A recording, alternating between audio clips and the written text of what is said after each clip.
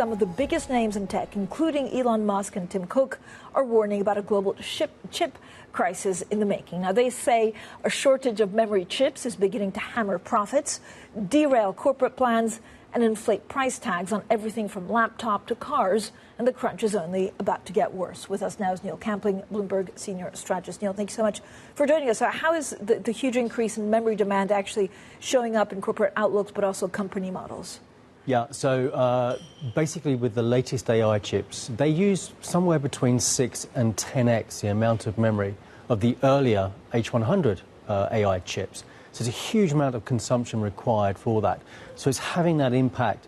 And we have to remember that it takes between 3 and 5 years to build a new memory fabrication plant. So that's creating this bottleneck. And it's quite interesting to hear that the world's largest memory chip maker, Samsung, are also saying they'll also be impacted negatively because, of course, they make smartphones, they make PCs and TVs, etc. So while they win on one hand, they also lose on the other. And this is going to get worse. We've heard from many corporates about this chip impact. And in fact, Hynix, another memory producer, have said it's going to get worse before it gets better in terms of being able to supply to meet the demand. It's a big issue.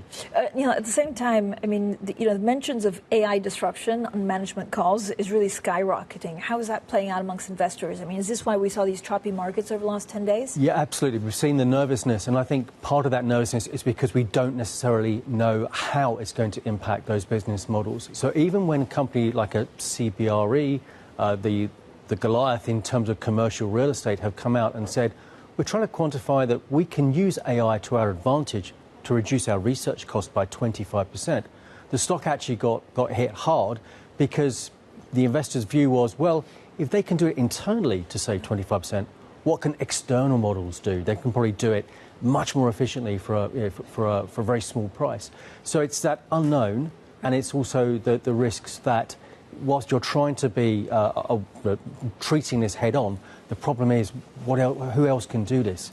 And it's so fast and moving so quickly, we're struggling to keep up with the pace of innovation.